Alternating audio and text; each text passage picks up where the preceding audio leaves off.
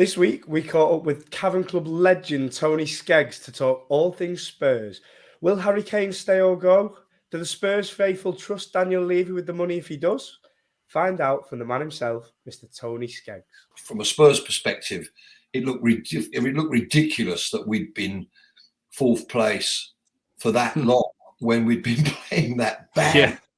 That's a common thing for you, Dom, isn't it? You've said this all season, haven't you, amidst all the crisis talk? I've said this about Spurs all season. They are the most confusing team to follow in the country. They are so bad and yet still fourth in terms of how they look, and they are still winning games and they're still doing stuff that they had the controversy under Conte. They're on the third manager already this season.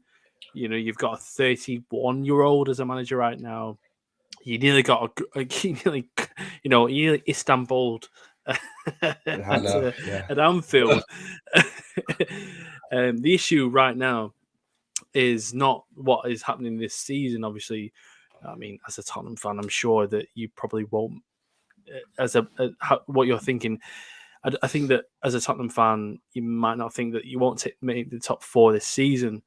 I think the issue is next season, because the likelihood is that Kane won't be there.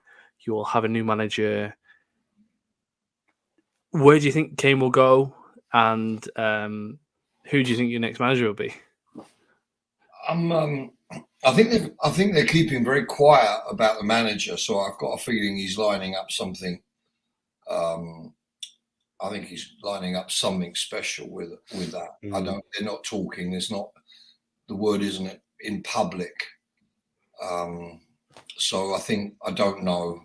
Who do you hope to be the manager then? I actually think that, having had that spell now with serial winners and picking up nothing, we need an innovative manager, and then I don't know is the answer to that. I mean, the Kane situation, I don't think he will go anywhere. Do you agree? No. I don't think he'll go. Do you reckon? No, I think he will. I think he'll stay. Too much money for him, and he's going to do his usual thing.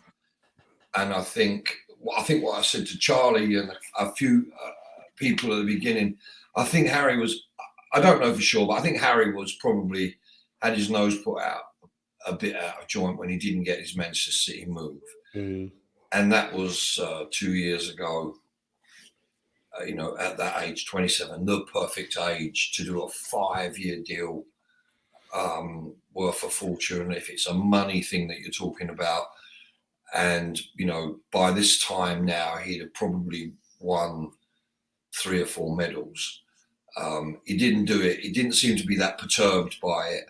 I almost feel now what he wants to do is see the year out, which is great for Spurs fans. I don't know how good it is for Harry, but see the year out and go on a free, almost to spite Levy for all the grief that he put him through. Now, I don't know if that's how it works, but Harry's just about to have his 4th child. I've got a few friends down in that area who get close enough to what's going on to suggest that it's probably, he's probably going to stay. That's exclusive there, isn't it? It is actually, yeah. I mean, these are, I just get a feeling, but I wouldn't. There's a part of me that would like to see him go just to free some money up and freshen up some stuff there. I mean, it's like that team is the back end. What's good about that team seems to be the back end of the team that, played in the Champions League final and blew it. And it's almost like we need to get rid of those ghosts and go for something else. I don't know. The whole thing is a mystery to me, because I'm sure the lockdown period had something to do with it. But once they built that stadium, and they were talking about the NFL, and they were talking about the concerts they put on. They've made a multiplex stadium there that's just generating money like you wouldn't believe, even for the football games. I thought like most Spurs fans, that is this our, our thing, the money's going to come into the club. It's the club that's put the whole thing there. So surely it made sense to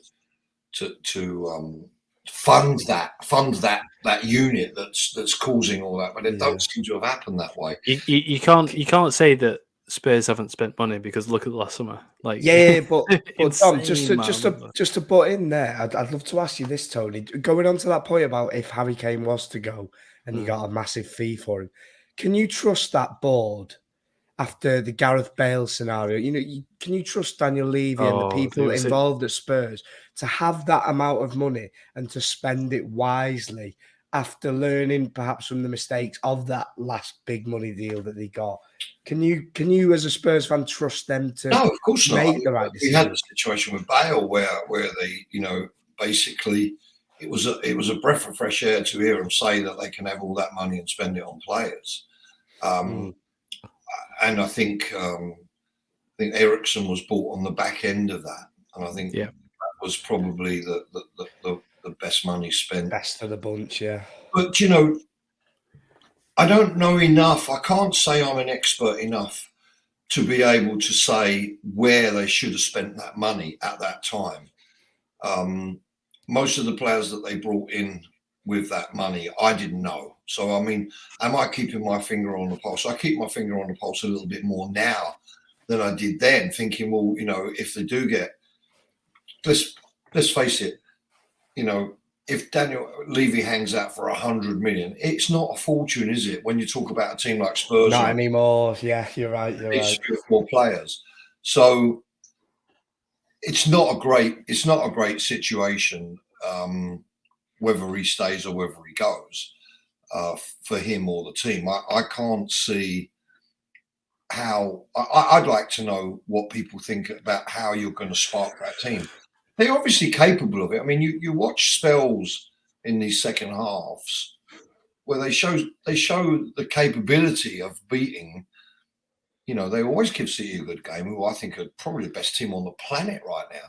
Yeah, always give them a good game.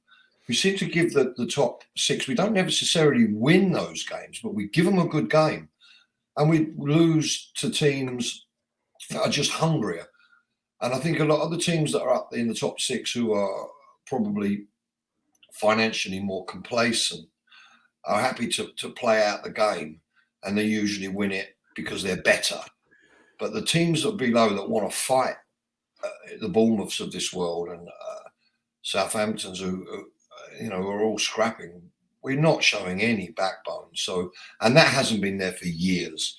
And, and I'm talking years now, really years since we had a backbone in that team. So it's perplexing. I don't know the answer. I'm not one of these people who I look on the social media and I don't know what to say to people, because honestly, I'm confused as hell by it all. I see the situation with Lloris.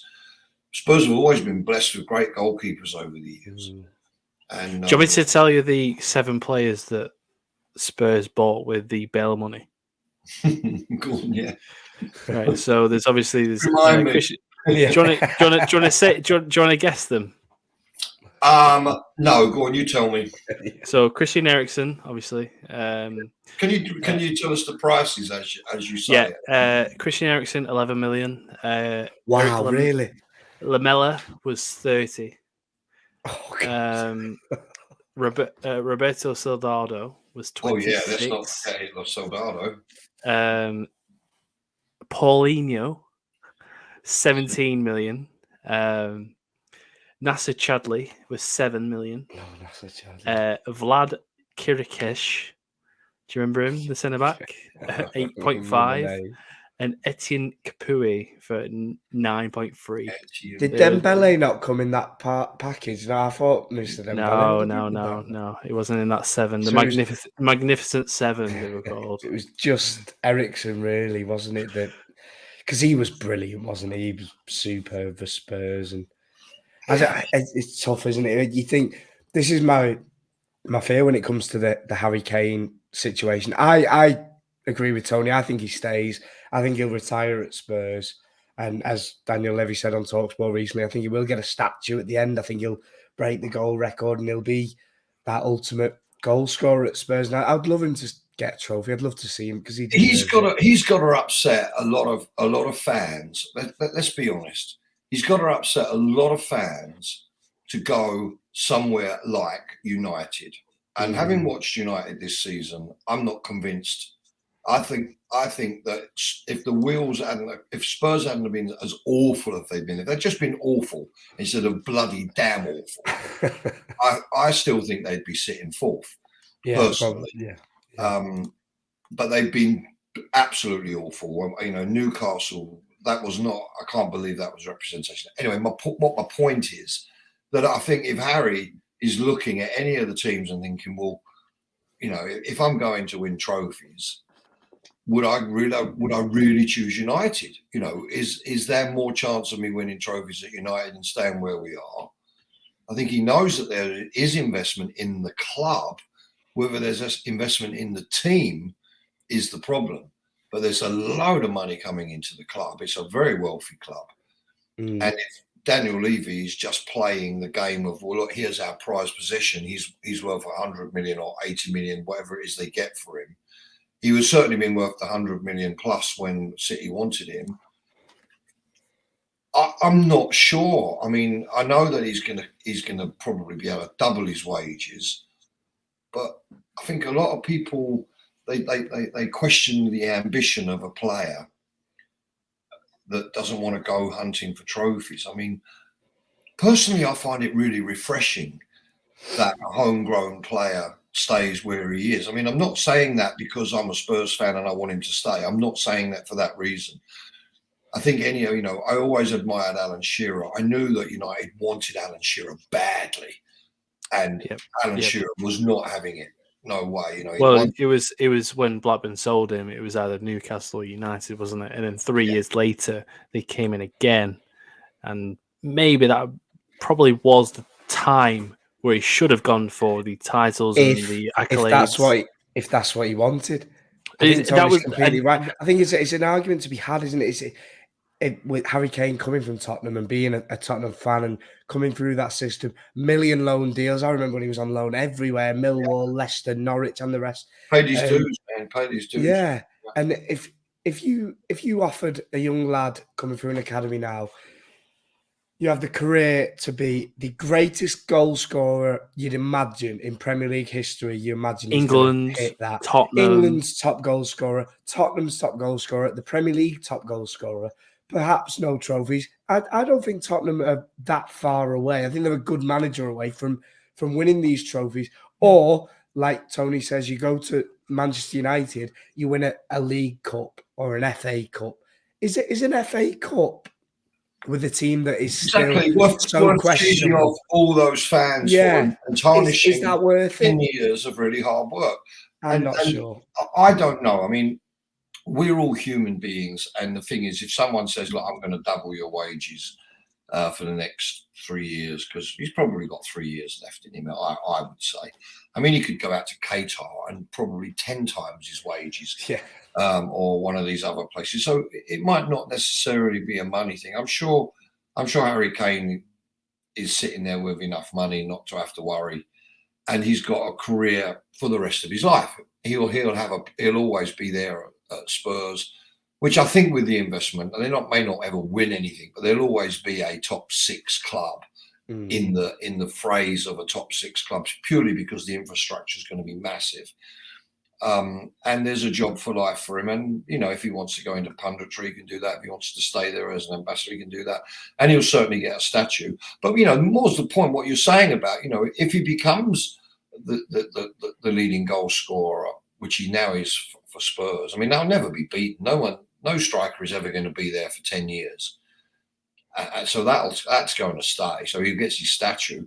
And if he sticks around long enough to his, the England record isn't up for grabs now. He's got that. He's got the England one, yeah. He got the England one. So he's going to play for England for the next 3 seasons. So that's going to become unattainable. And if he can win the Premiership, that's the tough one. If he can get 60 goals in the next 3 years, he's proved that he can do it so far. It's not such a bad way to finish your career.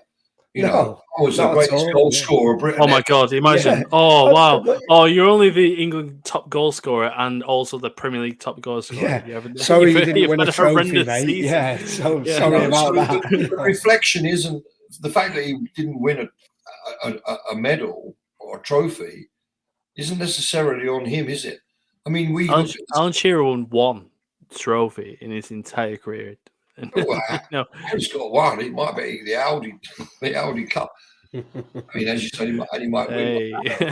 You know, he's a highly respected footballer. You know, he's got great punditry, and he's known the integrity of the person that comes out. You know, and he never looks particularly cheesed off to me that he never won any more than that.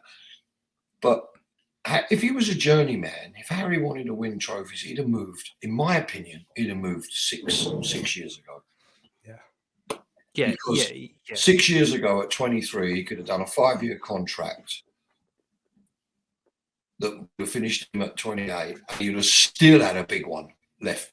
If he'd been into money and journeyman, that would have been the move to make. He was good enough at 23. He was wanted at 23 by United, and everyone could see it. So I think that it seems to be pointing to the idea that he's going to stay. Personally, it looks like that to me. And then it's, all the promise. He must have had every promise made to him about who he's going to have supporting him, And let's face it, there's not a bad bunch of players. They just can't play. I mean, on paper, you think, well, they ain't a bad bunch of players. You've got a great World Cup winning goalkeeper. You've got a World Cup winning centre back. Everyone in the team is an international, as far as I'm aware. Everybody in the team is an international. So we'll end on this. So, one question: would you rather take 100 million now for Harry Kane or keep him in the team? Keep him. That armed for sure. Yeah, keep him. Yeah. Because if they keep him, the objective is not to worry about replacing him and to look for the support from him. I'm not a Bentancur fan, but we definitely seem to have missed Bentancur in these last 6, 7, 8 games that he hasn't played. Yeah. I'm not a fan of him. He looks to me like a bit of a luxury player, but we definitely were playing better and winning more games with him in the team. Our midfield to me is very suspect. So yeah, definitely keeping Harry, because it's a position you don't have to worry about. It's a lot easier to think, well, look, if we keep Harry and we can find that player. I mean, they have looked for him. I mean, on paper, that on Ndombele was a good buy. We didn't know that when he was all of a sudden he wasn't only going to play when he fancied it. Yeah. And someone to supply those balls. I think that's all they're short of. I don't even think the defence is that bad. I think I've been saying this to you for ages. It's got nothing. The defence is fine. The attack is fine. We need 2 players in the middle of the park who can actually take the ball and deliver it to those guys. That's what I think has been missing, personally. Okay. The creative start, the Eriksen. Wing backs seem like a massive hole in the team. I feel like he seems to have Perisic and anybody else at that right wing back in it. Nothing else seems to work. The only reason why that's happening is because our midfield don't threaten, so they can take those guys out. Okay, yeah. If you know the midfield isn't threatening you, and you're playing fast wing backs, which we've played since the days of Walker and Rose, and tried to emulate that game. Perisic is no slouch. I'm not sure about what's going on the other side, but if you haven't got anything to worry about up the middle, you can easily mark wing backs. But if you've got Eriksen in the middle of the park, pinging the ball everywhere, to Harry, to Son, or to the wing, all of a sudden he's got 4 targets he can hit. So you need a playmaker. Is that what you're saying? This is why Yves Bissouma has disappointed me so much. He left Brighton, and he is such a perfect, well-rounded midfielder in that Brighton team. And then Tottenham buy him for, I think it was about 20-odd million pounds, and everyone was like, what an amazing transfer fee that is for a player like that. And then you see what happens to him. They were talking about him today on the radio, and they were saying he needs an arm round him. It's like, you've got a player there, a player in Yves Bissouma that if you can unlock that, he changes that team in overnight. He can change that team if you can get him playing to that Brighton form. It's a different team. Absolutely agree. I can't agree with you more. I mean, that baffles every Spurs fan. We just have to think. Well, I mean, I see him. I couldn't remember, you know, the debacle at the end of last season trying to get Porro in and the other guy, and then we would get him when it took. How many games did it take before Porro even got to play? And when he got to play, it was like he's not Premier League standard. Doesn't seem it. He's not a Premier League standard player. And you know, Danny Rose made the comment, didn't he, after the Newcastle game? Why am I Newcastle, yeah. How comes he's out of work? You know.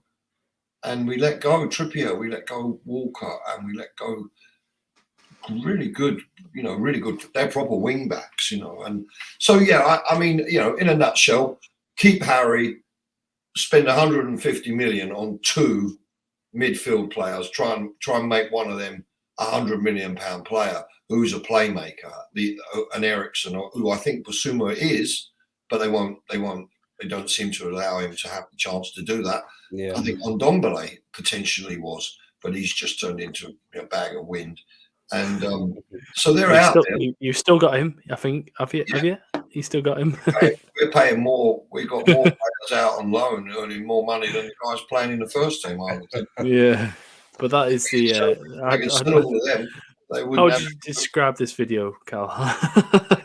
I've said this when Charlie mentioned that Tony was coming round after this. I said he's absolute box office as a guy, and I'd love to get him on the pod one day. And I didn't think it'd be so soon, but to get him on tonight, we're definitely going to use this because that was a very fascinating conversation. But Tony, I'd love to get you on to talk about some of your stories that you've told me and told Charlie, I'm sure, from back in the day in the music scene. And we'd love to get you on, mate, for a proper podcast. But this was brilliant, and this will be used. So thank you very much. It was great to see you. Looking brilliant, mate. Thanks a lot for having us. And if you haven't already, can you go and subscribe to the channel, like and comment below? Obviously, things you like and comment below, the usual admin stuff after the end of the video. Thank you, Tony.